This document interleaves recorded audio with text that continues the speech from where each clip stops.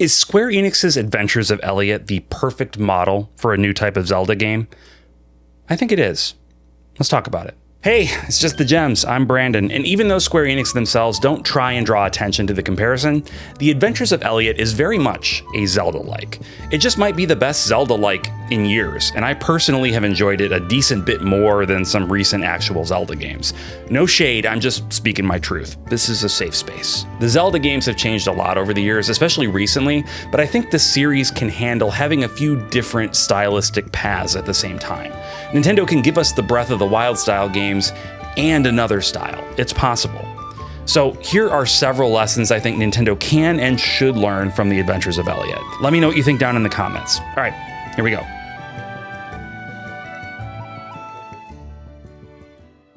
Picture it. It's 1996. A gallon of gas is basically free. The Spice Girls have been making you really want to zig-a-zig-ah, and you've just opened up Super Mario RPG Legend of the Seven Stars on Christmas morning. Super Mario RPG, what in the heck is this thing?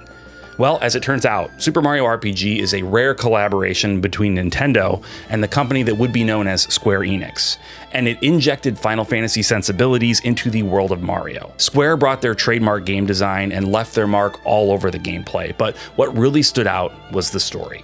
Most notably, just the fact that it had one. Shigeru Miyamoto, the creator of Mario, is pretty famously anti-story in video games, I guess because he thinks that they're baby toys for babies, but they must have put this deal together when he was out sick or something, because we actually got a Mario game with a plot. By opening the door to some new blood, Nintendo gave us one of its most beloved games, and it happened because the developers were allowed to break all the rules. You probably get where I'm going with all this. Zelda needs a story. Now, I know many of you are typing comments along the lines of Zelda has a story. Breath of the Wild, Tears of the Kingdom, all those cool cutscenes. And yes, you're right, modern Zelda does have a story. The problem is, by the time the game is happening, that story has already happened.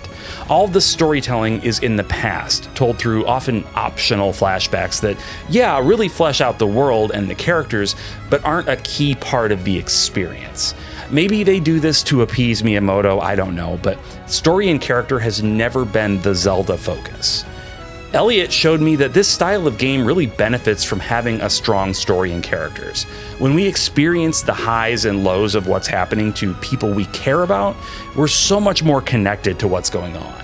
Characters should have personalities that influence the choices they make. They should have relationships with other characters that impact the direction of the story, and they should serve more of a purpose than just tutorial or guidepost. Elliot does all of this so much better than any Zelda game ever has. Zelda games are epic fantasy adventures, and it's so odd to me that a rich and detailed story has never been the focus. Some of that is no doubt due to Link being a silent protagonist. Well, not silent, he grunts and yas and stuff. But speaking of that,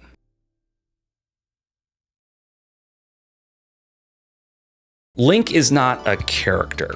He's a shell. He's a blank slate onto which the developers hope you, the player, will project yourself so that you feel like a hero. I don't know about you all, but if that sort of thing ever did work on me, it stopped when I was like 8. I'm so much more interested in characters and stories now, and a shell doesn't do anything narratively for me at all. Elliot is a character, and unlike Link, he's an active participant in the story happening around him. Yeah, having a hero that's nothing but an empty shell makes it more challenging to tell a story that's going to move people. So let him talk already. Seriously, who is still hanging on to silent protagonists in the modern era? We've come so far in video games, and the only reason to hold on to silent protags is nostalgia or tradition.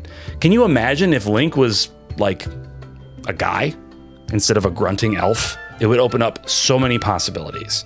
Now, there are potential downsides to making Link a guy instead of just a grunting elf. When a story includes a main character, there is always the risk of some players not liking that character. After all, everyone is different, and certain personality types just don't mesh well with others. Keeping Link an empty shell that the game asks you to fill with yourself is much safer than introducing you to its friend Link and hoping that the two of you get along. It actually does take courage to step out and tell a story like that, but the benefits of having a real character and story far outweigh the risks of a few people not liking them. If the developers and writers are doing their best and taking their time to craft the world just right, then the vast majority of players are going to connect with the story. And and they'll probably even like Link too. Maybe the upcoming Zelda movie will show people that it's okay for a Zelda game to have a story and a real protagonist. After all, a movie can't get by on vibes and gameplay. To the best of my knowledge, they're not even planning on including any gameplay in the movie. And I figure Link is gonna have to talk, right? Otherwise, it's just gonna be a CGI Navi saying, "Hey, listen," for 90 minutes, and nobody wants that. Nobody.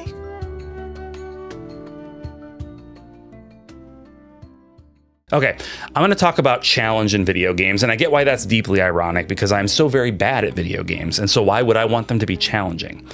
Well, the thing is, I actually do like it when certain games present a challenge.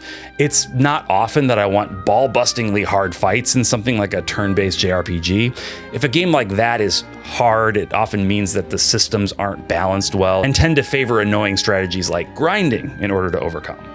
That ain't it, Chief.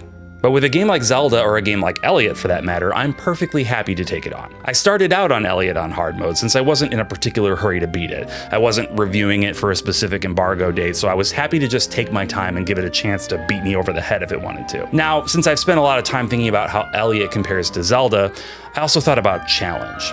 The way challenge in Elliot is handled is not the best, admittedly. There are a variety of difficulty options, but from what I can tell, it seems they really only impact how much damage you do and how much damage you take. A higher difficulty level isn't like making the enemies significantly smarter, at least not in any way that I noticed. Still, the idea of being able to make the fights harder just by requiring you to perform with more precision is better than nothing. So having been critical about the way Elliot handles difficulty, let me do the same with Zelda. Modern Zelda games are not difficult, but they are frustrating. The primary issue with Breath of the Wild style Zeldas is the whole breakable weapons thing. Some of you out there might like the breakable weapons thing. I've heard people's defense of breakable weapons as a good game mechanic, one that forces you to manage your inventory and balance the way you fight so that you don't end up in a sticky situation because you were unprepared. I think that's just absolute trash. If you're designing a video game and you put breakable weapons in there, start over, you screwed up. It's like making a microwave oven that requires you to press time cook before you enter the time. Why? What purpose does that extra button serve? Breakable weapons create friction, sure. They create stress, absolutely. But none of that friction, none of that stress is enjoyable. I don't feel like I'm overcoming, I just feel like I'm having to over-prepare. In Breath of the Wild, I never went anywhere without approximately 30,000 swords and spears and clubs, because God knows there's nothing I hate more than being in the middle of a lengthy fight and having my last weapon shatter. It's bad design, it's antagonistic towards the player, and Zelda needs to bury it. Having said that, if they really want to keep it in the 3D Zeldas, I guess that's fine. They're taking those in a direction I don't find all that appealing anyway, honestly. If they want to take another page out of Elliot's book, they could give us a 2D Zelda with actually challenging gameplay. The challenge in a game like this, though, has to come from tough AI, not from breakable weapons. By nature of being a 2D top-down game, the combat mechanics are going to be somewhat simpler than a 3D action-adventure game, but simpler mechanics doesn't mean easy combat encounters. By giving us AI that adapts to the actions we take, each fight can feel like a nail-biter without having to rely on cheap tricks like breakable weapons. I realize I'm talking about splitting the Zelda series in two. They've already sort of started to do that with the Link's Awakening remake and Echoes of Wisdom on the Switch, but if they want to lean into this, they could really create two co-equal pillars of Zelda and give us a more challenging and more story-rich experience in the Elliot-influenced 2D entries. And aside from those things, there's another way I think they could do exactly that.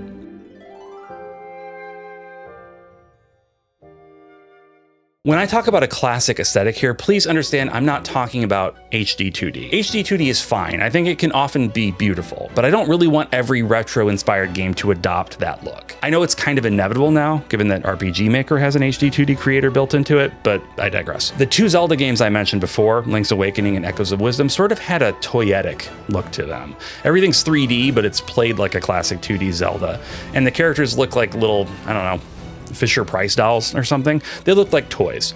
It's a cool look, but it's not necessarily the one I'd pick for Zelda to use going forward. Personally, I'd love something with a hand-drawn style. I don't mean pixel art, and yeah, like HD 2D, I think pixel art can be very cool, but we just haven't ever gotten as many beautiful hand-drawn games as I think we should have. Hand-painted backgrounds, hand-animated character sprites. I just think the Zelda world would really benefit from that sort of creative approach. Elliot still works as a proof of concept here in that it basically shows us that that these sorts of Zelda-like games can still work really well, and they can have a variety of different looks. If Nintendo wanted to stick with the toy style for this pillar, that's honestly not too bad. It's definitely striking. But man, I really wish they'd turn their artists loose on the series and really give us something beautiful.